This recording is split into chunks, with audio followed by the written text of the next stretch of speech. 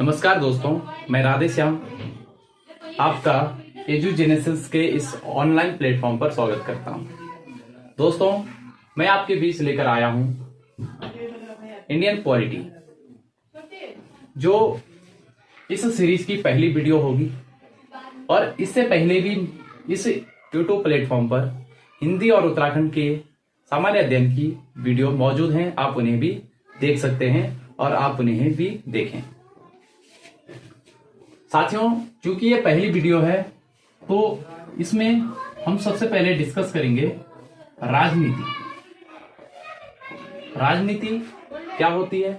अगर राजनीति के बारे में हम थोड़ा सा सामान्य समझ रखते हैं तो ये दो समूह से बनी है, दो शब्दों के समूह से बनी है। एक है राज और दूसरा है नीति। जहां राज का अर्थ होता है शासन तथा नीति का अर्थ होता है उचित समय व उचित स्थान पर उचित कार्य करना। राजनीति दो शब्दों के एक समूह से बना है, जिसमें राज और नीति।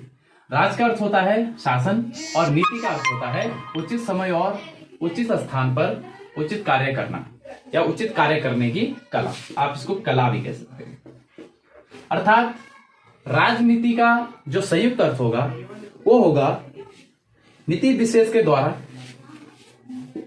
राजनीति का जो संयुक्त अर्थ है वह है नीति विशेष के द्वारा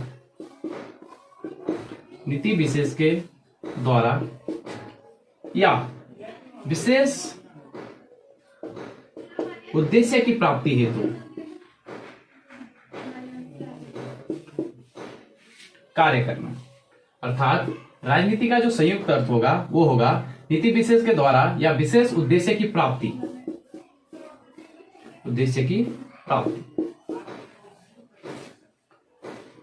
पाश्चात्य दर्शन के अनुसार अगर हम राजनीति की बात करते हैं तो इसको कहते हैं पॉलिटिक्स।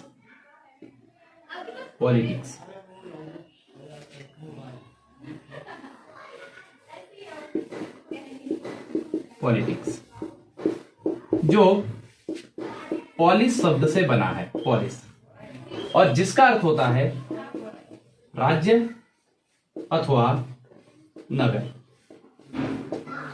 तो इसके अनुसार राजनीति का जो अर्थ होगा वो होगा राज्य व नगर का शासन। पाश्चात्य दर्शन के अनुसार राज्य और नगर के शासन को ही राजनीति कहते हैं, लेकिन भारतीय दर्शन के अनुसार नीति विशेष के द्वारा या विशेष उद्देश्य की प्राप्ति को राजनीति कहते हैं। अब राजनीति में क्या क्या चाहिए? राजनीति में संसाधन होने चाहिए, जिनके लिए क्या दो पक्ष आपस में संघर्ष करते हैं। अगर हम राजनीति विज्ञान की बात करें तो राजनीति विज्ञान वह शास्त्र है जिसमें राज्यों तथा उस पर होने वाले शासन के बारे में अध्ययन करते हैं। अरस्तु ने राजनीतिक विज्ञान को सर्वोच्च विज्ञान की संज्ञा दी है। साथ ही राजनीति विज्ञान के पितामह या राजनीति विज्ञान के जनक अरस्तु को ही माना जाता है।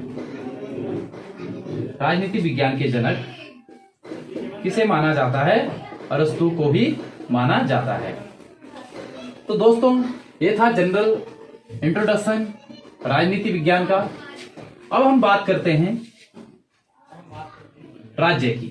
क्योंकि राजनीति राज्य का एक शासन है, राज्य पर होने वाला शासन है, तो हमें पता होना चाहिए कि राज्य किसे कहते हैं।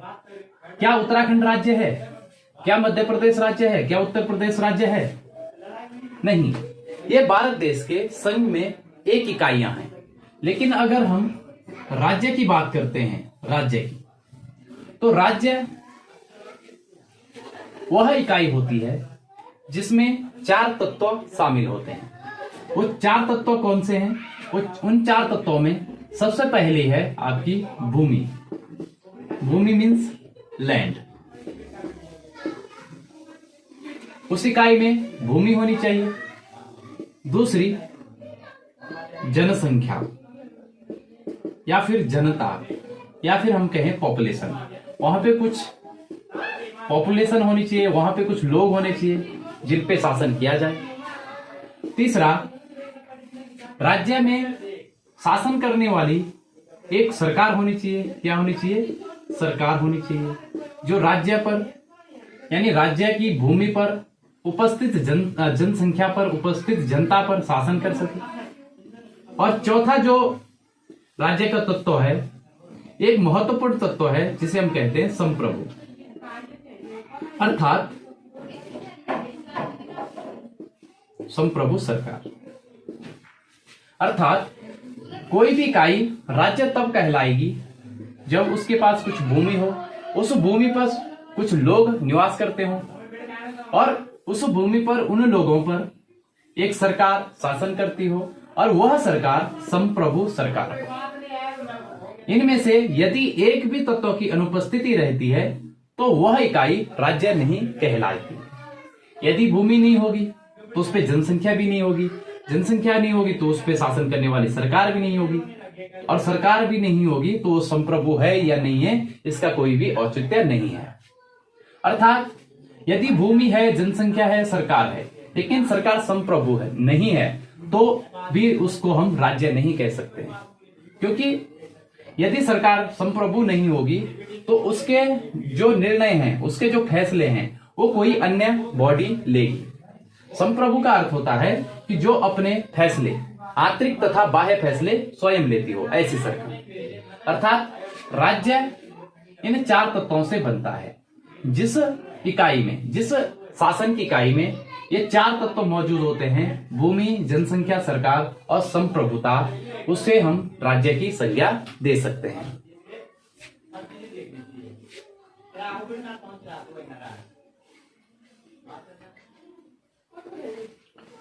गाइस, इससे पहले हमने देखा राजनीति विज्ञान का परिचय, राजनीति विज्ञान का संक्षिप्त परिचय और राज्य का संक्षिप्त परिचय।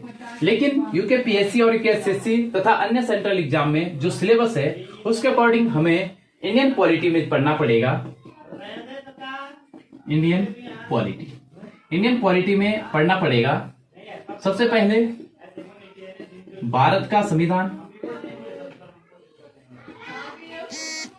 तथा भारत की राज व्यवस्था,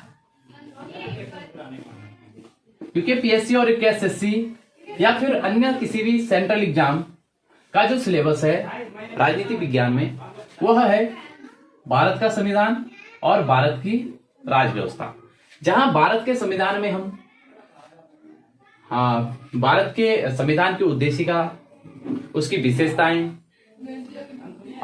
भारत का भू क्षेत्र, नागरिकता, मौलिक अधिकार, मौलिक कर्तव्य, संसद, लोकसभा, राज्यसभा, राष्ट्रपति, अन्य वित्त से संबंधित प्रावधान, पंचायती राज व्यवस्था, ईटीसी। और वहीं भारत की राज व्यवस्था में हम अन्य भारतीय संवैधानिक और गैर संवैधानिक सिस्टम को, भारत के संवैधानिक और गैर संवैधानिक व्यवस्था को पढ़ते हैं। तो इसमें हम सबसे पहले शुरू करेंगे भारत के संविधान को।